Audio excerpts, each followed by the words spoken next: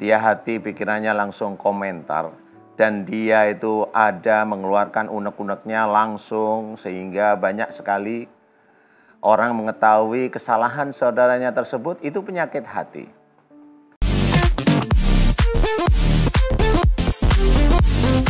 Apa yang dimaksud dengan penyakit hati, yaitu penyakit berupa perasaan-perasaan tertentu yang ada di dalam hati kita sebagai umat manusia.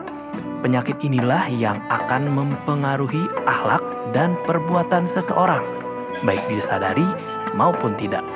Sikap sombong, perasaan iri dan dengki, kikir, dan juga riya merupakan beberapa penyakit hati yang dapat dialami oleh manusia. Bagaimanakah caranya agar kita dapat menghindarkan diri dari penyakit hati? Temukan jawabannya hanya di Siraman Kolbu, Sejukan Hati. Bismillahirrahmanirrahim. Assalamualaikum warahmatullahi wabarakatuh.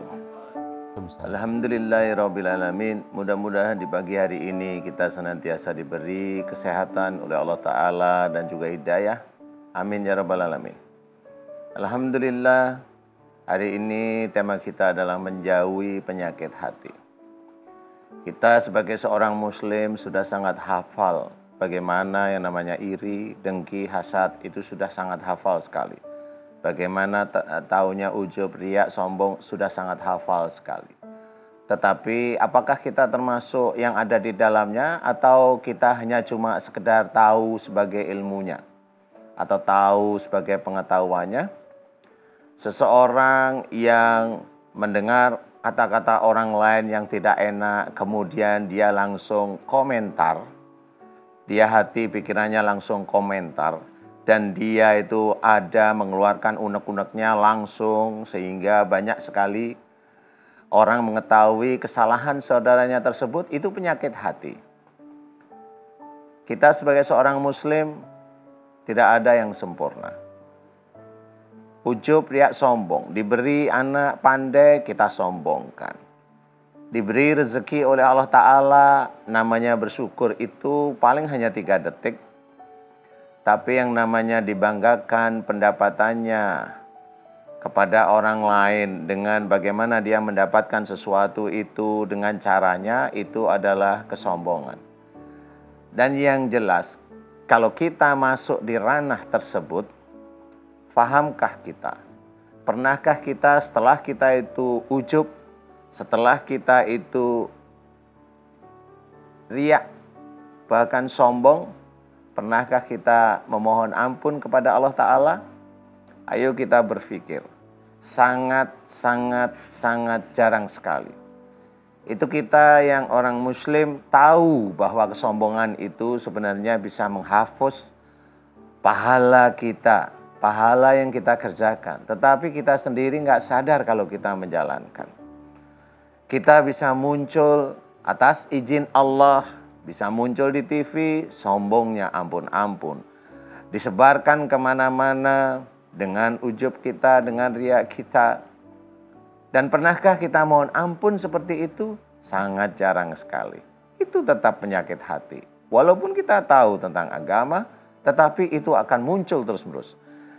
Pahala, walaupun kita itu dakwah, kita berpahala, tetapi setelah itu sombong, setelah itu fitnah, setelah itu meracuni orang lain, bahwa kita sesama saudara, saling menjatuhkan. Ingat, menjatuhkan saudara lain di depan umum, di depan khalayak ramai, itu suatu kesalahan dan dosa. Dan apakah kita sadar bahwa itu dosa? Sadar itu dosa pada waktu kita mengucap bahwa menyalahkan saudara kita di depan umum itu dosa. Tetapi setelah itu mohon ampun? Tidak. Inilah yang harus kita sadari.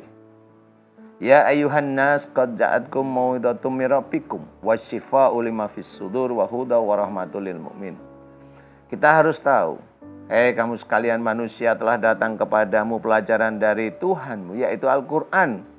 Al-Quran jelas, ya, pengobat atau penyembuh penyakit dalam dada, dalam hati kita, ya, petunjuk dan rahmat bagi orang-orang yang beriman.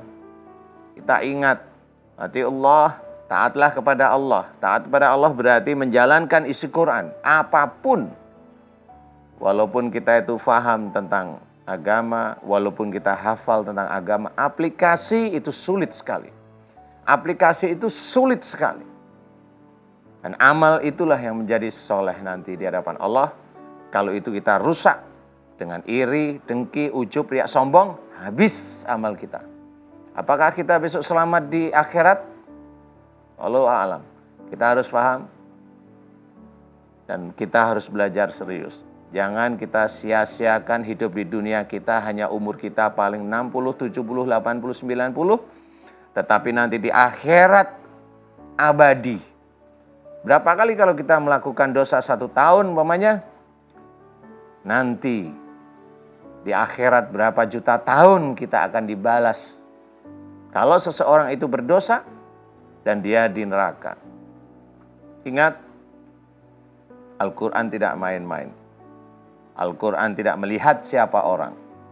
Dia seorang biasa, dia seorang berilmu, dia pejabat, dia seorang pendakwah. Kalau dia masuk ranah-ranah yang memang dilarang oleh Allah Ta'ala, dia tetap akan masuk neraka. Sudahkah kita tobat? Ayo kita berpikir. Mudah-mudahan kita diselamatkan oleh Allah Ta'ala dunia dan akhirat. Kalau amin. Amin ya rabbal alamin. Wallahu a'lam. Terima kasih Pak Ustadz. Assalamualaikum warahmatullahi wabarakatuh. Waalaikumsalam warahmatullahi wabarakatuh. Pemirsa Siraman Kolbu dimanapun berada, sehat-sehat selalu dan mudah-mudahan pagi ini senantiasa ada dalam lindungan Allah Subhanahu Wa Taala. Amin. Ya rabbal Alhamdulillah alamin. dengan izin Allah pagi ini saya mendampingi guru kita Ustadz Danu dalam program kesayangan kita Siraman Kolbu Sejukan Hati. Assalamualaikum Pak Ustadz. Waalaikumsalam Sehat Pak warahmatullahi Ustadz. Alhamdulillah. Masya Allah. Tahu siapa Pak Ustadz membuat hati terenyuh Pak Ustadz. Sehingganya ternyata penyakit hati ini bisa jadi bom waktu bagi setiap manusia. Semua manusia. Jadi di akhirat itu memang tidak ada yang namanya Ustadz masuk surga, enggak ada. Gak ada Pak Ustadz. Enggak ada. Semua balik amal Pak Ustadz. Semua balik amal. Jadi orang biasa pun dia tidak berdakwah. Tetapi kalau amalnya dia itu bagus, cakep, keren di hadapan Allah Ta'ala, ya dia masuk surga tanpa dihisab bisa aja. Jangan kita sombong lah istilahnya. Ya. Terima kasih Pak Ya. Ustadz.